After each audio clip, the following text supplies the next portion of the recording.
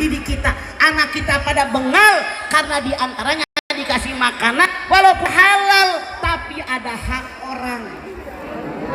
Sebentar nih Pak Guru, saya kalau ceramahkan di atas nih emak-emak sama panitia udah dikasih dus. Cuman kalau para ustazah duduk di depan. Selain dapat dus, ustaz anak ustazah teh dikasih kue di piring. Saya kan pakai kursi muter, ngeok. Saya kan bisa ngitung, lemper hilang 3. Jangan ketawa, mikir gue mah beneran. Ini jawaban saya buat Pak Guru. Nengok deh, isol hilang 2. Nengok deh, astel hilang 2. Saya begitu nengok ustazah yang bulanan, yang apal ayat, apal hadis, Gusti Pak Kiai, malu gua bang liatnya. Dia udah siap mau kantong keresek, sapirin, bosok, ustazahnya kelakuan begitu, bagaimana muridnya? Mikir. Sangat berpengaruh dengan pendidikan. Jadi Rasul mengatakan ibda binafsi, dimulai dengan diri kita. Ajarkan anak-anak tentang etika, ajarkan anak-anak tentang tata krama. Contoh, saya ngaji di jamaah saya. Setelah saya ngaji disuguhin kue, sebelah kanan saya ada pepe, tahu pepe? Hah? Ya hijau, kaliannya empuk banget. Dia tahu nenek-nenek giginya udah karohe tuh. Dikasih kue pepe yang empuk. Alhamdulillah, saya bilang godoyan tuh pasti kegigit nenek-nenek giginya. Saya sebelah sini ada yang nyolek, ada yang curhat, ada masalah. Begitu nengok, Gusti tinggal piringnya doang, itu punya ibu guru diambil. Lu jangan nyengir, mikir. Inilah jawaban buat Bapak Guru, jawaban buat yang lain. Kita makan boleh, tapi Allah berfirman, wala tusrifu innahu la yuhibbul musrifin. Jangan berlebihan, Allah tidak suka dengan orang yang berlebihan. Biasa aja, kalau habis ngaji sisanya masih ada, bawa bagi rata, oke? Apalagi yang diajarkan. Para ahli mengatakan yang berikan warna pada seorang anak ada 4 faktor. Berapa? 1, faktor keluarga. Kalau kita pengen anaknya soleh dan solehah mengerti agama, di keluarga biar bener kapan waktunya sholat. Bapak-bapak ke masjid, anak laki-laki bawa duduk ke masjid. Anak perempuan dari kecil ajarkan sholat, bawa ke talim, jangan emaknya doang. 2, yang menentukan karakter seorang anak adalah sekolah. Masukin anak-anak kita ke sekolah yang ada IT, Pak Guru. Beda, saya punya cucu 12 orang. Anak tetangga yang sekolah umum biasa jam 10 pulang. Cucu kita Masya Allah sampai jam 12. Tapi kelas 1 udah hafal doa-doa, sudah hafal surat pendek. Ada kebanggaan buat kita. Tuh sekolah. 3, lingkungan yang baik. Lingkungan sangat dominan memberikan warna kepada anak. Jadi kita harus tahu di mana anak kita ngumpul, bergaulnya dengan siapa, apa yang mereka kerjakan. Rasul mengatakan, kalian punya teman silahkan dengan siapapun, tapi kalian punya sahabat harus pilih sahabat. Rasul mengatakan, kalau bersahabat dengan tukang minyak wangi, walaupun kalian tidak membelinya, minimal mencium bau wangi. Kalau bersahabat dengan tukang las, walaupun tidak membantu las, akan tercium bau asap. Makanya kita wajib tahu lingkungan anak kita, siapa temennya, pergaulannya, sahabatnya, sholatnya, mengerjakan perbuatan dosa dalam agama, wajib tahu. Saya menyarankan Anda, lebih baik anak orang kumpul di rumah kita, lebih ke kontrol daripada anak kita bergaul di mana-mana nggak ke kontrol. Tapi resikonya 2, 1, harus banyak makanan, nyuguhin mereka, bener nggak Pak Guru? Resiko yang kedua, rumah kita nggak bakal beres, berantakan mulu. Tapi lebih aman buat pergaulan anak kita. Oke Pak Guru? Kemudian apa lagi? Yang keempat, tontonan dan bacaan. Hadirin, zaman saya yang lahir tahun 50-an, yang masuk di otak kita hanya 2 pintu. Dari orang tua, keluarga, emak, bapak, nenek, aki, dari pak guru. Kata emak begini, kata kakek begini, kata ibu guru begini. Kita gampang memilah dan memilih.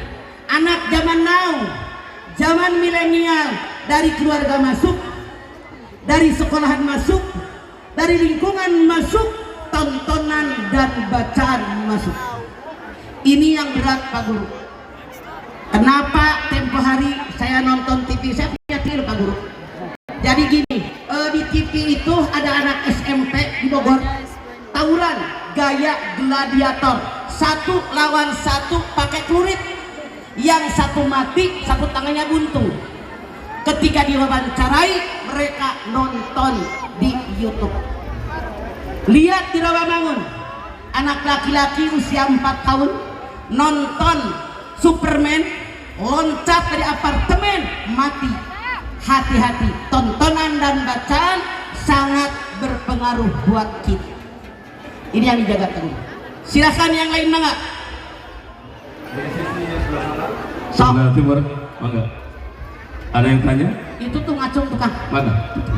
Mangga ibu. Tadi ada wireless kan? Ada wireless ya? Wireless yang tidak pakai kabel. Hah? Nggak ada sama sekali. Ada mas. Nggak ada. Iya, ada yang panjang nggak? Oh, yang bertanya di belakang mah. So. Ya, ini.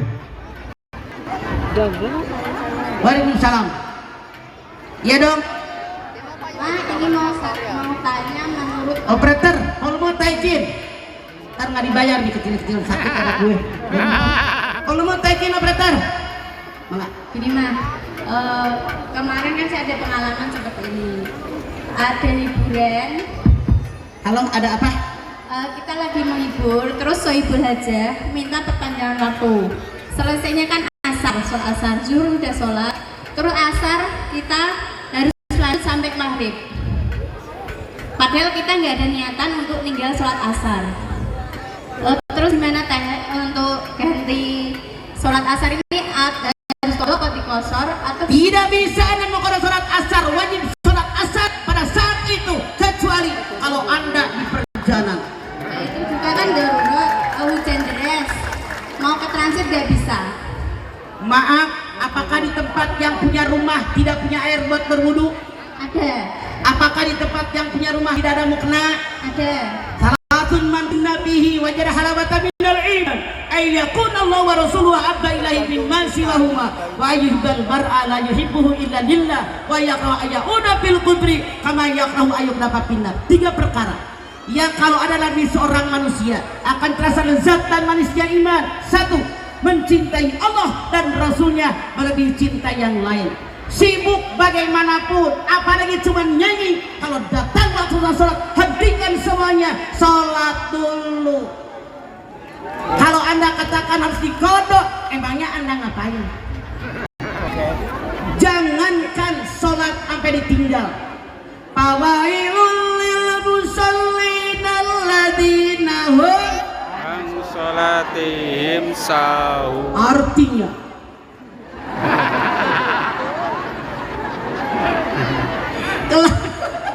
kecelakaanlah bagi orang yang sholatnya lalai, lalai waktu, lalai bacaan, lalai kehusuan. Jadi jangan sampai diulangi lagi. Kalian harus tegas, perintah Allah lebih diutamakan. Kan? Terima kasih Mas. Ya, nomor berikut. Mangga. Itu tuh di situ. Iya, silakan. Ini Kang. Sok ngacung sok. Maju, mangga. Mangga. Maju. Ya, Ibu. Alhamdulillah. Nyampe nggak? Ini kabelnya. Mangga. Assalamualaikum warahmatullahi wabarakatuh. Waalaikumsalam warahmatullahi wabarakatuh. Curhat dong, Ma. Iya dong, Mbak. Udah berubah sama Hanif. Alhamdulillah, Ma. Saya sekeluarga sekeluarga dengan mertua saya, Ma. Tapi saya nggak pernah ngasih uang, Ma. Karena apa? Karena apa? Karena saya, orang tua saya nggak bisa beli-beli, Ma. Saya nyatunya cuma makanan. Ya iya, karena kita juga nenek-nenek nggak pernah gua makan duit.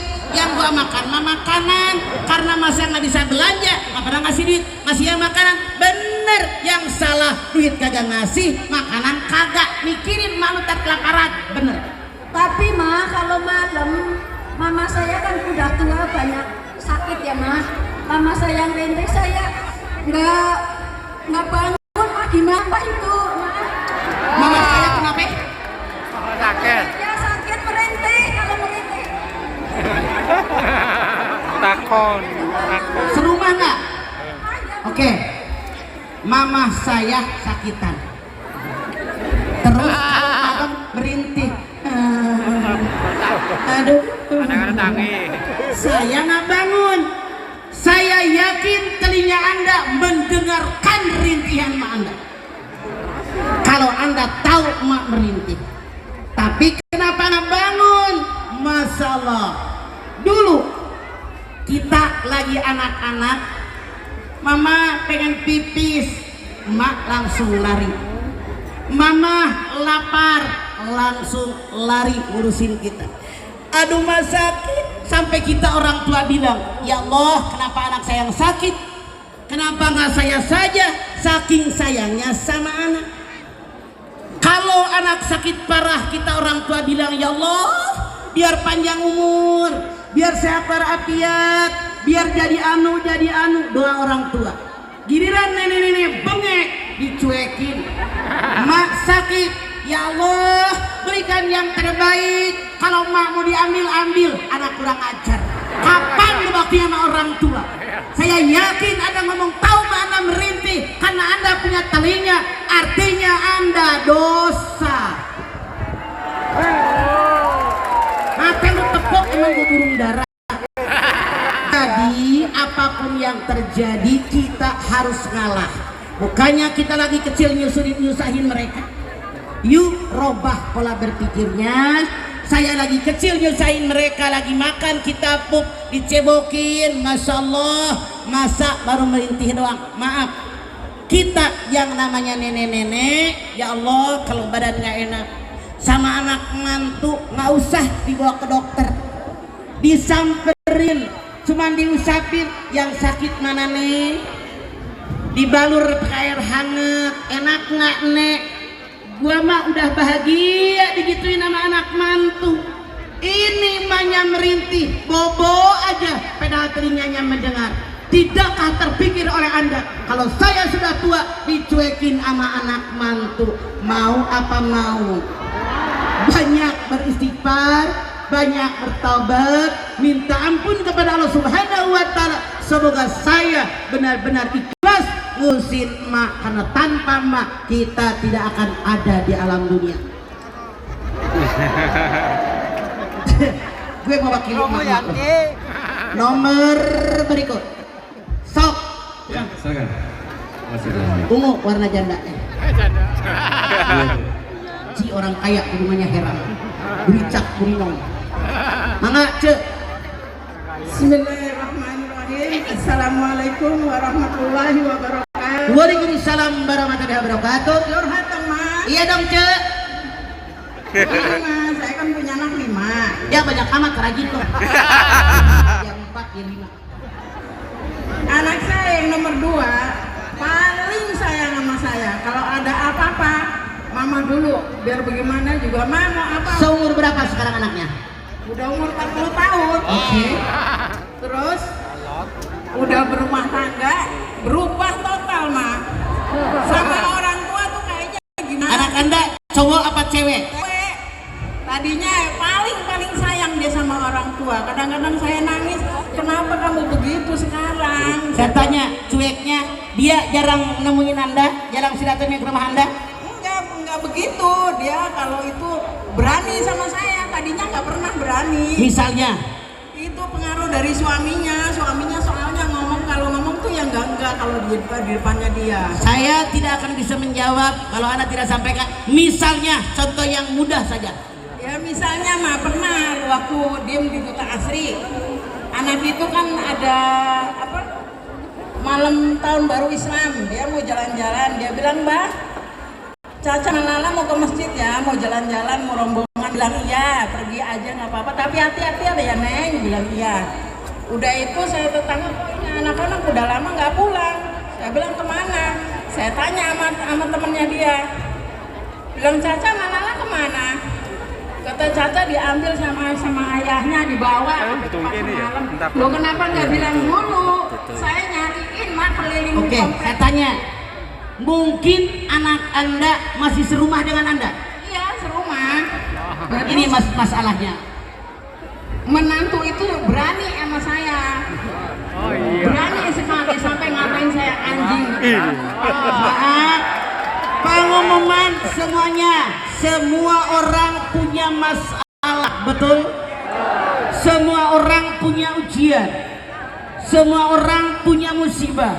Anda lihat Al-Baqarah 155 156. Walanabluwannakum bisyai'in minal khamri wal jui wa naqsin minal amwali wal anfusi wat thamarat wa bashshiris sabirin alladziina idza asabathum musibah qalu inna lillahi wa inna. Hebat orang bumi Jawa, apal rojiunya doang. Yang namanya manusia siapapun pasti diuji dengan sedikit perasaan takut nggak punya makanan, takut nggak punya buah-buahan, takut sakit, takut mati. Berikan kabar gembira sama orang sobar. Siapa orang sobar? Tiap ada musibah dia beristirja, saya berasal dari Allah dan kembali kepada Allah. Terima kasih, Mas. Kata Allah dalam ayat ini, semua manusia punya ujian. Ujian diberikan dari orang terdekat. Contoh, ada keluarga yang suaminya baik, istrinya centil. Ada? Ngacung til. Keluarga yang lain, istrinya baik, suaminya ganjen, nggak boleh lihat, jidat licin, nyosor mulu. Ada? Dotin ke tembok. Keluarga lain, suami baik, istri baik, anak pertama ngelawan. Ada? Yang pertama baik, anak yang kedua nyebelin. Yang kedua baik, yang ketiga ngerongrong. Yang ketiga baik, si bontot ngerujak hati. Ada? Keluarga lain, suami istri anak semuanya baik, bapak kandung nyebelin, mak kandung nyebelin, saudara kandung nyebelin, semuanya baik, mertua nyebelin. Ada? Mertua baik, ipar nyebelin, ipar baik, menantu minta dicita, menantu baik, tetangga nyebelin, pembantu nyebelin, sopir nyebelin, ekonomi nyebelin, kesehatan nyebelin. Semua ujian bagaimana menghadapinya? Kata Allah, wa bashshiris sabirin. Berikan kabar gembira sama orang sabar. Siapa orang sabar? Tiap ada masalah dia beristirja, saya berasal dari Allah dan kembali kepada Allah. Kenapa diberikan musibah oleh Allah? Kenapa diberikan ujian oleh Allah? Jawabannya Anda lihat Al-Muluk ayat 2. Alladzi khalaqal mauta wal hayata liyabluwakum ayyukum ahsanu amala. Dialah Allah yang menciptakan kematian, yang menciptakan kehidupan buat menguji kalian. Di antara kalian siapa yang paling baik amalnya? Di masyarakat kita kadang-kadang salah kaprah. Awalnya saya sabar, lama kelamaan sabar saya habis. Ini yang salah. Ujian tidak boleh habis kesabaran. Anda lihat Ali Imran 200. Ya ayyuhalladzina amanu sabiru wasabiru warabitu wattaqullaha la'allakum tuflihun. Hai orang yang beriman, bersabar kamu, bertahan kadang kesabaranmu, nah bertakwa kepada Allah, niscaya kalian jadi orang beruntung. Modal sabar dalam ayat ini kata Allah dua. Yang pertama iman, yang kedua takwa. Makanya jadilah kita orang beriman, jadi kita orang bertakwa, insya Allah sabar tetap ada. Kenapa? Allah berjanji, la yukallifullahu nafsan illa wus'aha. Ujian yang diberikan oleh Allah sesuai kadar kemampuan kita, Bu. Ujian diberikan oleh Allah dari orang yang terdekat dengan kita. Kenapa? Ngegeseknya gampang. Kalau ujian dari orang jauh, bagaimana mengasah kita? Di sini kelihatan orang tadi orang yang imannya mantap nggak, makanya jadilah orang takwa. Seberat bagaimanapun masalah, kalau dia bertakwa dijamin oleh Allah solusinya ada. Wa may yattaqillaha yaj'al lahu mahrajan. Siapa yang takwa kepada Allah, masalah berat jalan keluarnya ada. Lihat diri kita masing-masing. Saya yakin, seyakin-yakinnya suatu saat kita mengalami masalah yang berat luar biasa. Saking beratnya kita berpikir, rasanya tidak sanggup menghadapinya. Tapi dengan ketakwaan kita, janji Allah nggak pernah meleset. Saat ini masalah selesai. Betul apa betul? Masalah bukan dihindari, tapi dihadapi. Mohon kepada Allah diberikan kemampuan. Mau tidak mau, masalah memang ada. Bagaimana menghadapinya? Dengan iman. Anda silakan lihat At-Taghabun ayat 11. Ma asaba min musibatin illa biidznillah wa may yu'min billahi yahdi qalbah wallahu bikulli syai'in alim. Musibah yang menimpa kalian semua diizinkan oleh Allah. Siapa yang beriman kepada Allah, hatinya mendapatkan petunjuk dan Allah mencatat semua yang kalian kerjakan. Musibah apapun kata Allah hadapi dengan iman. Rukun iman berapa? Yang nomor 6. Yang nomor 6 apa? Qadha dan qadar. Percaya dengan kodok. Percaya, operator, mic mama gedein. Percaya dengan kodok dan kodarnya Allah. 2. Bagaimana menghadapi musibah? Harus ridho. Anda silahkan lihat di dalam surat Al-Hadid 22. Ma asaba min musibatin fil ardi wala fi anfusikum illa fi kitabim min qabli an nabraha inna dzalika 'ala Allahi yasir. Musibah yang menimpa alam dunia, musibah yang menimpa individu kalian masing-masing, semua telah dicatat oleh Allah dalam kitab Lauhul Mahfuz sebelum diciptakan. Ketika Allah menciptakan alam dunia, musibah alam dunia, catatannya sudah ada. Kapan tsunami di Aceh? Kapan tsunami di Palu? Kapan longsor di Jogja? Kapan gempa di Padang? Semua sebelum alam dunia diciptakan, catatan musibah ada. Rasul bersabda, ketika kita lahir ke alam dunia 50.000 tahun sebelum kita lahir ke alam dunia, catatan musibah di Lauhul Mahfuz sudah ada. Makanya jangan ribut, jangan ngomel. Mau tidak mau, suka tidak suka, rela tidak rela, redo tidak redo, wajib redo. Buat apa dikasih ujian?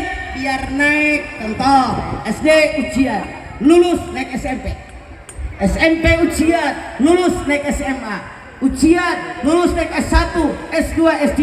Ibu sekarang sudah S berapa? S teler.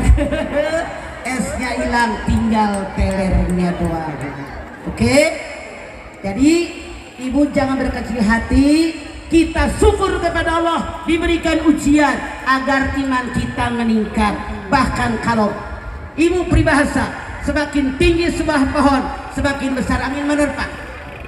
Kalau pohon tinggi ujiannya banyak tuh, para kiai, para pejabat, ujiannya luar biasa. Tapi kalau Anda tidak mau kena ujian, jadilah rumput. Yang di bawah rumput sudah kena angin nggak? Tapi injek orang nggak punya harga diri. Makanya enjoy saja. Ada masalah yang penting kita hadapi dengan ikhlas, dengan iman kepada Allah. Insya Allah solusinya pasti ada. Nomor berikut silakan.